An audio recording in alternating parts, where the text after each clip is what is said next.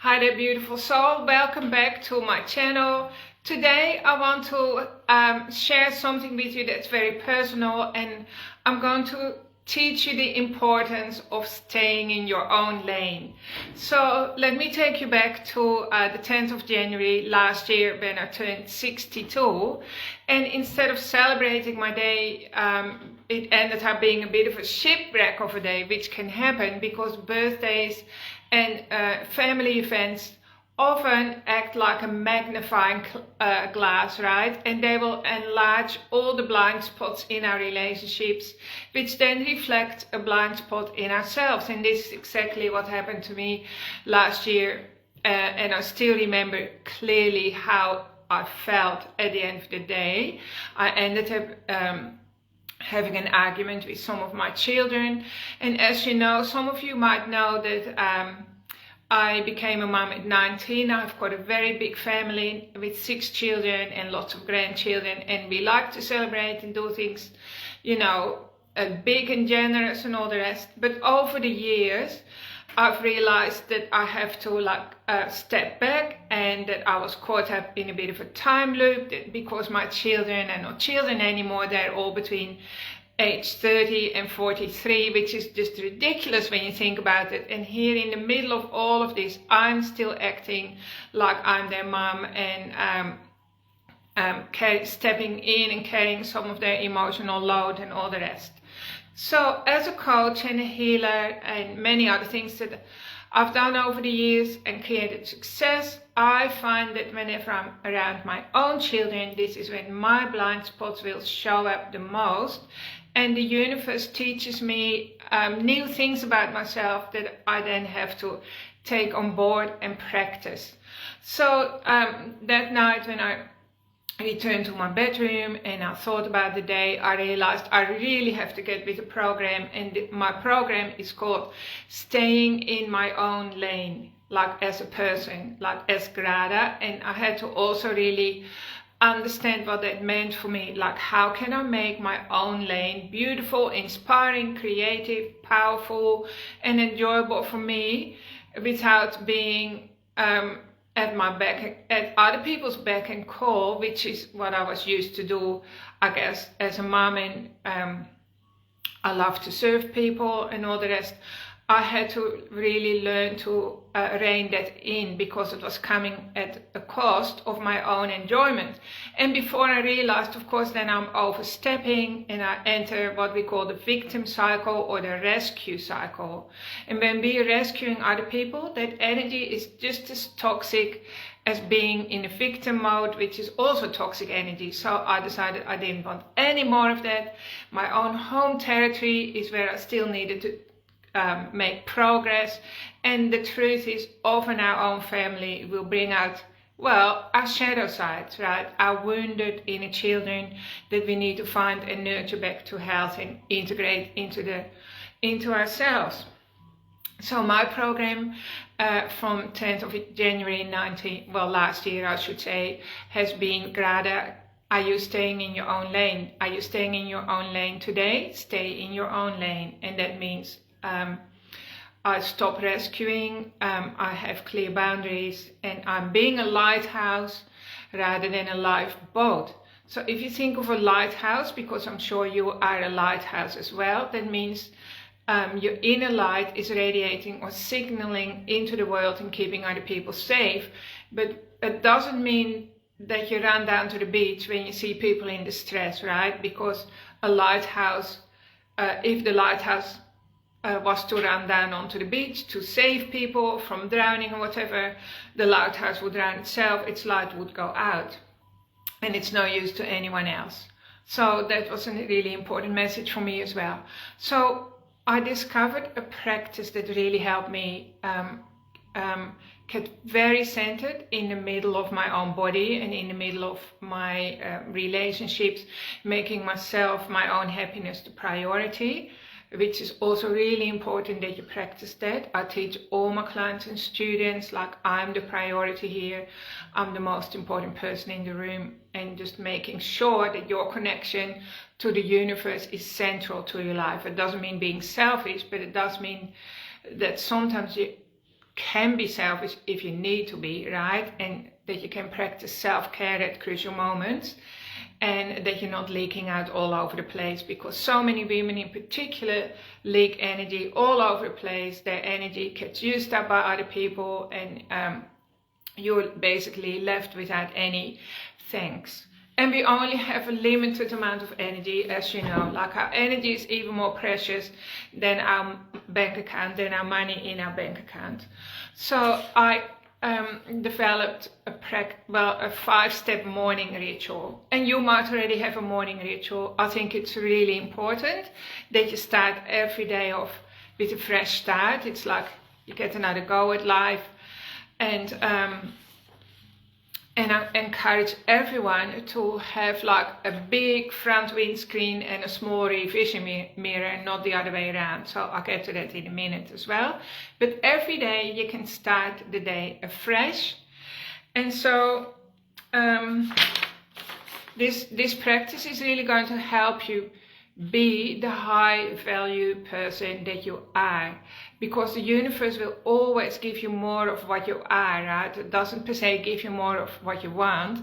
It's going to give you more of what you are, because the universe is always reflecting back to us who we are, who we're being in that moment. The sum total of our frequency comes back to us, and then we need to realize, hang on a minute, I created it. I'm the creator of my reality, because we all are. We are 100% responsible for what we get in our lives every day, for the results that we get. So I'll post it in the article, but I'll also read it out to you. So the first thing in the morning, you ask yourself 5 questions, and these questions really set you up for the day. So the first one is, what am I grateful for today?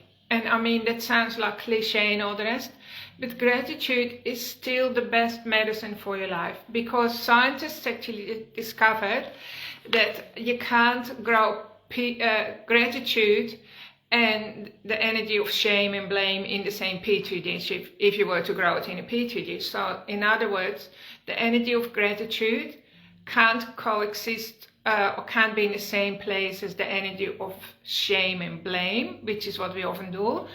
And it can't also exist in the energy of hurt, sadness, or anger, right? So when you practice gratitude and you do deliberate gratitude practices, you're going to empty out your stress buckets and all the spaces in your body that are now taken up by the chemicals that create anger or hurt or sadness or shame and blame. And the energy of shame and blame is very tricky, because it's a bit of a shapeshifter. It will hide in corners and stuff, and it keeps our energy vibing at a very, very low frequency, because the energy of shame is very close to the frequency of the energy of death, right?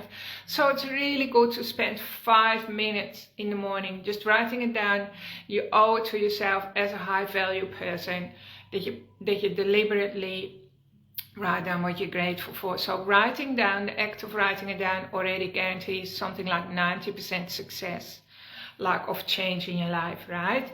So get that pen, get a little notebook, and write down, for instance, I'm grateful that I'm still breathing. I love to feel grateful for my own body, because over the past many years ago, I used to neglect my body like hugely, right?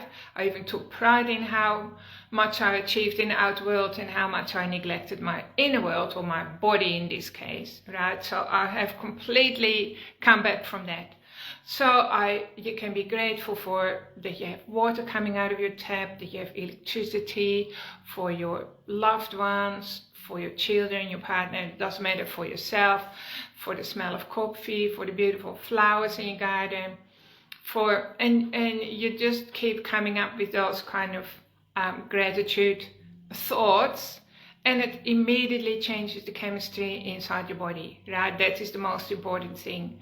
So your chemicals change, and you start to grow new neural pathways that will make you feel a happier, more centered person. Because the thing is, it's a real art to know how to stay in your lane. Like when you practice martial art or yoga or any other practices, you have to show up on the mat every day, don't you? It doesn't just happen overnight, because all these old patterns that you're following, that you're pulling you out of your lane, They didn't even start with you. They came from your ancestors, right?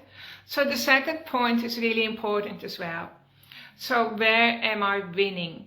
So where am I winning the game? And just write down all the little wins, you know, not the failures, because our brain has negative bias. It's called negative bias because the brain likes to remind us all the time where we lost something, where we failed, because it likes to keep us safe. So you do the opposite. So you write down, okay, I drank 5 glasses of water. I only had so many cigarettes if you smoke. I went for a little walk, or I talked to myself kinder, or I abstained from getting into an argument. You name it. So write down all the little wins. All right. And point 3, what must I let go of today? So every day, like I said, you get a chance, a fresh start, right? Just look at your life every day as a fresh start. Start again, start over. So let go of your old stories, because old stories just keep you looped back into that trauma energy, and you deserve better than that, because you're filling up, you're gunking up your channel, and then you can't receive beautiful healing energy from the universe because your insides are all gunked up with old stories, right? So let go of old stories. And just think of the analogy. When you're driving a car, you're meant to be looking out through your windscreen, aren't you? So the windscreen takes up the front of the car, and the rear vision mirror only takes it up a little bit, right? Every now and then you look at it to see if you're still on course. But as we're driving our cars through life, we tend to have a rear, pretend that the windscreen, it shows us our past. Like we have this huge exaggerated view of our past that keeps hurting us. It's like a scoreboard, and it's actually hastening our how do you say that? The aging process. Science has shown that people who don't have a mental scoreboard, people who forgive and forget easily, they live a lot longer.